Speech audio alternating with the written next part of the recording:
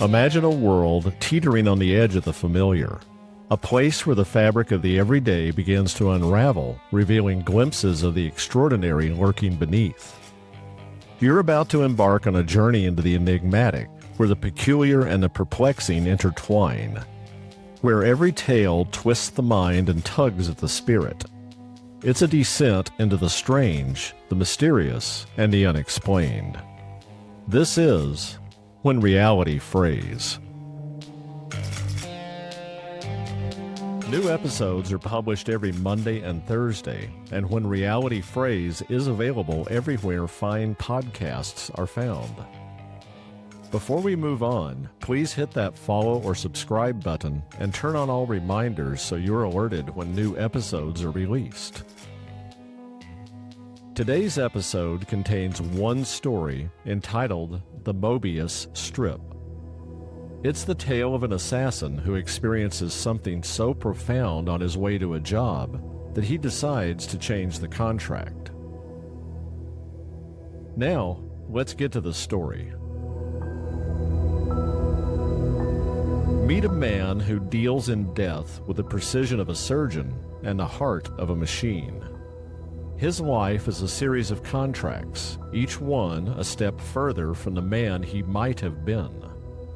Tonight, he boards a train bound for a routine job, but this train will take him to a destination not found on any map.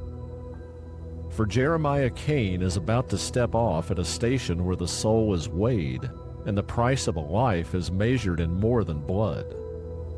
Welcome to a journey into the unknown, in that place where reality frays. Jeremiah Kane was a ghost in a world of the living, a man honed to a razor's edge by a life of calculated violence.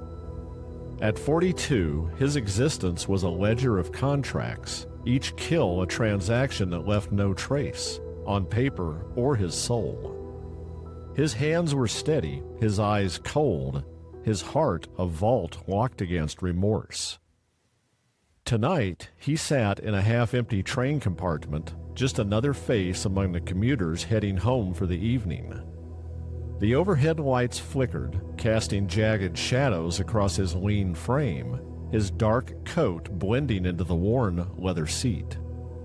His phone screen glowed faintly, illuminating the sharp angles of his face as he studied the photo of his latest target. Susan Varnell, 34, wife of Victor Varnell, a shipping magnate whose wealth was built on ruthlessness and ties to organized crime. Susan's image was striking. Warm brown eyes, a gentle smile, tinged with a quiet sorrow that Jeremiah barely noted. His job was simple: eliminate her in a manner that couldn't come back on her husband and collect a six-figure payment wired to an offshore account. Why Victor wanted her gone was irrelevant. Jeremiah didn't ask questions. He memorized her face, the layout of the sprawling estate, her habits and routine. This was just another job. The train slowed, its brakes squealing softly. Jeremiah glanced out the window, expecting the neon glow of West Bridge Station, his stop. Instead, the platform was shrouded in a dense fog, the station sign unreadable, its letters blurred by the mist. His watch read 11:47 p.m., the second hand twitching but not advancing. He frowned, checking his phone. No signal, not even a flicker of connection. But he had counted the stops since boarding and knew this was his destination. He grabbed his duffel, its contents a minimalist arsenal, a silenced Beretta, a folding knife, a burner phone, and a few tools for clean exits. He stepped onto the platform, the fog immediately wreathing him in an embrace. Cold bit through his coat, sharp and unyielding. The train pulled away as he made his way across the platform. Entering the station, he frowned in surprise. The large space was silent as a tomb. No ticket agents, no late-night travelers, no janitors sweeping the floors. The atmosphere was stuffy, and there was an unnatural stillness, as if the world was holding its breath. Fluorescent lights buzzed erratically, their flicker casting grotesque shadows. Jeremiah's boots echoed loudly, the only sound. He pulled out his phone again. No bars, no Wi-Fi, nothing. A payphone was mounted on the wall to his right, and he inserted a coin. He dialed several numbers from memory, but each call rang endlessly. His pulse quickened, a rare tremor of unease in his chest. Jeremiah was no stranger to solitude. He had stalked targets in deserts and jungles, even war zones, but this was different. The station's silence felt primal, like it was a predator sizing him up. He headed for the exit, double-glass doors reflecting his silhouette. Tall, lean, eyes sharp with the focus of a hunter. He pushed through, expecting a parking lot in the city beyond. Instead, he stepped onto the platform. The same cracked concrete, the same flickering lights, the same suffocating fog. His breath caught, a cold sweat prickling his neck. This wasn't possible. Unease coiling inside, he dashed across the platform and through the station, shoving the doors with more force than necessary, and again found himself on the platform. His heart pounded, fear creeping in. He tested other exits. A side door marked staff only, a fire escape rusted with age, a chain-link fence bordering the tracks. Each time, he emerged on the platform as if the station were folding reality into a Mobius strip. He climbed the fence, muscles straining, and dropped to the other side, only to land back where he started, the fence now behind him, mocking his effort. Panic tightened his chest, a sensation he hadn't felt since his first kill 20 years ago when he had hesitated and nearly died. Jeremiah forced it down. He explored the station, searching for answers, a way out, anything to break the cycle. The ticket counter was abandoned, papers scattered, train schedules, receipts, a half-written note cut off mid-sentence as if the writer had vanished. A vending machine hummed faintly, the only sound in the otherwise silent station. He smashed its glass with his elbow, hoping to trigger an alarm, a response, anything. The crash echoed, then died, swallowed by the void. He tore open a janitor's closet. Brooms, mops, and a faint stench of decay, like something had died behind the walls. He shouted into the payphone, his voice hoarse, demanding someone answer. The ringing laughed back, relentless. Hours seemed to pass, though his watch never moved. The silence grew heavier, almost suffocating. Jeremiah's mind churned, conjuring explanations. A drugged drink slipped into his coffee at the last stop. A rival's trap? A mental breakdown. But nothing fit. He'd killed dozens without a flicker of guilt, his conscience buried deep. Yet the station's impossibility assaulted his sanity. Was he dead? Was this hell? The assassin in him scoffed, but the man in him, buried under years of blood, whispered doubts. He sat on a bench, head in hands, sweat beating despite the cold. His thoughts spiraled, memories of past kills surfacing unbidden. Faces, screams, the weight of choices he had refused to feel.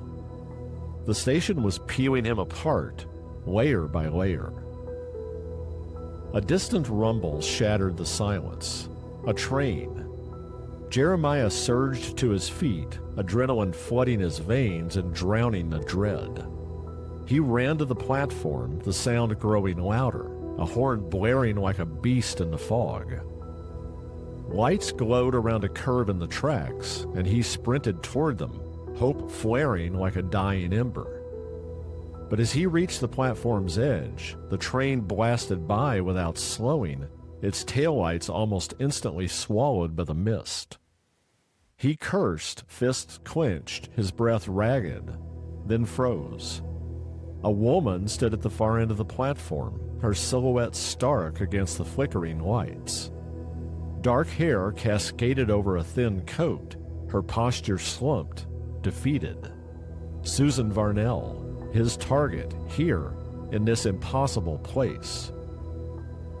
Jeremiah's instinct was to act, to draw the Beretta and end her life here on the platform. But his mind was too frayed. The station had broken his rhythm. He ignored her, desperation overriding his training. He leapt onto the tracks, gravel crunching underfoot, and raced into the fog, chasing the rapidly fading sound of the train. His lungs burned, his legs pumping as he rounded the curve, the station's lights receding behind him. The tracks stretched endlessly, the fog thickening, but he pushed harder, driven by the need to escape. The curve tightened, and then, ahead in the fog, there was the platform. The tracks looped back to the platform, the woman he had been hired to kill standing in the lights. He slowed to a stop, still on the tracks, suppressing the urge to scream in frustration. Susan was still where he had last seen her, unmoving with her gaze fixed on the horizon. Her posture was heavy, as if some weight of existence had crushed her spirit. Jeremiah approached, his breath uneven, his mind struggling to make any sense of what was happening.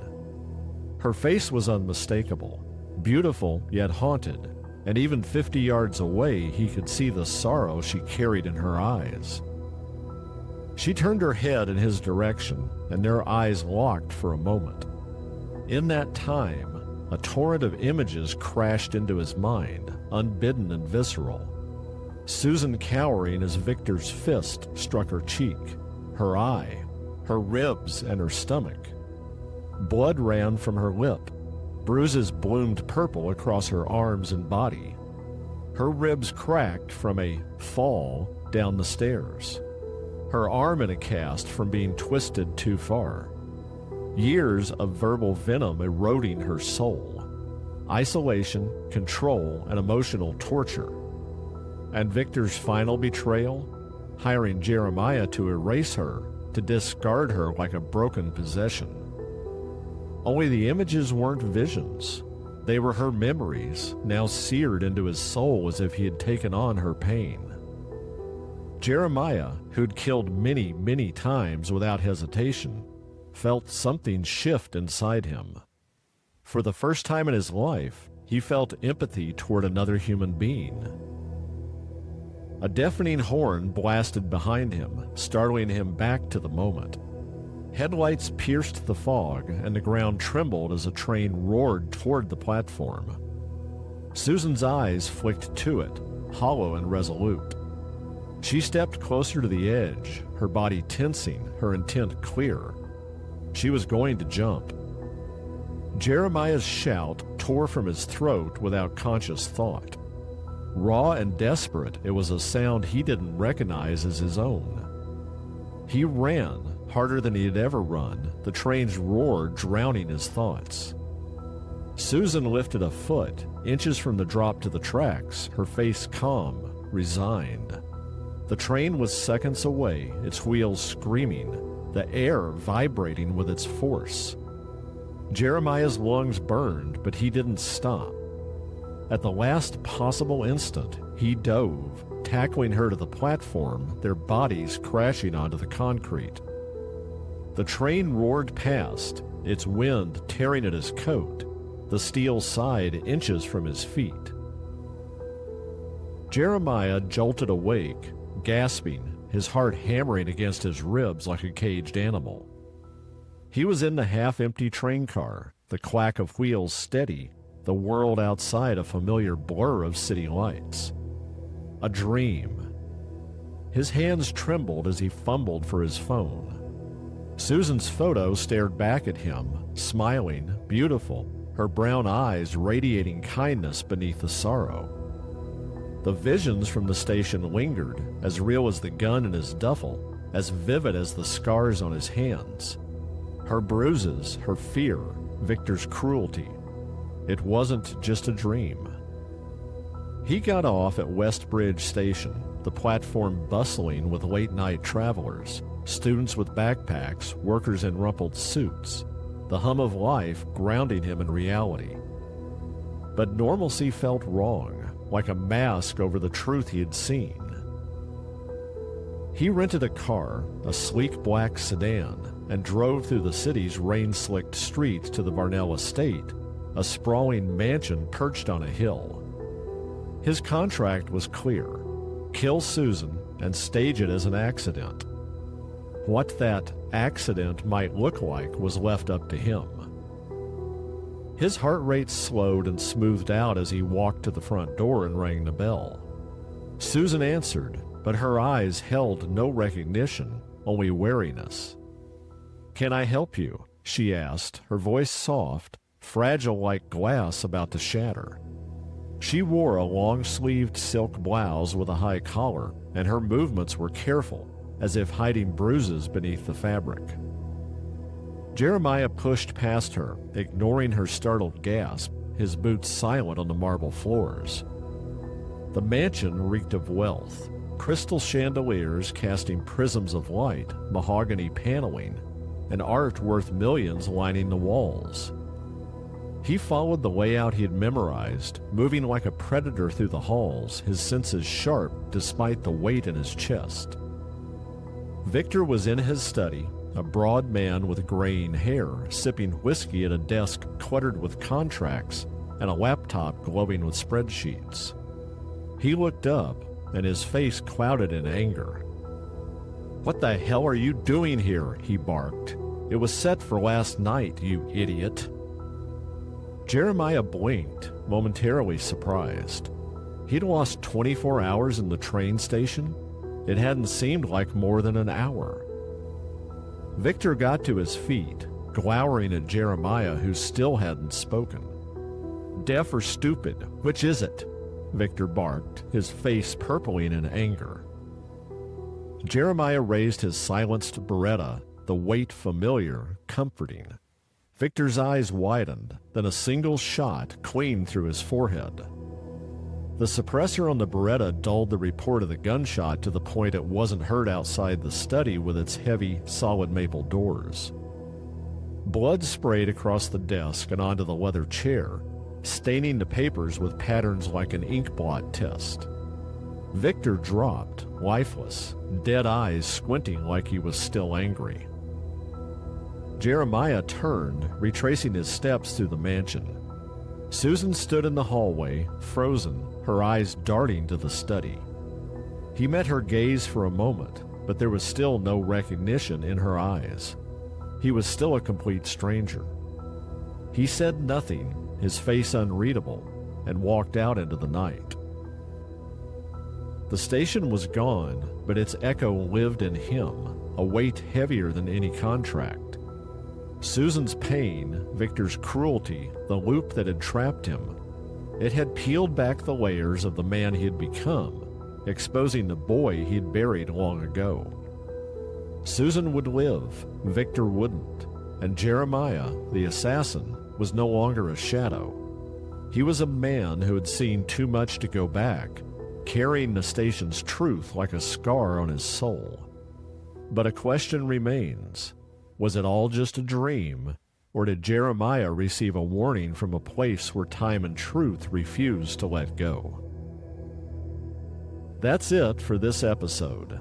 If you're enjoying the stories, please support the podcast by buying me a coffee. The link is in the episode show notes, and I would greatly appreciate your support.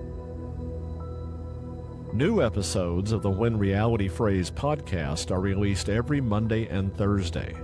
If you're enjoying the journey into the strange, the mysterious, and the unexplained, be sure to press that follow or subscribe button and turn on all reminders so you're alerted whenever an episode drops.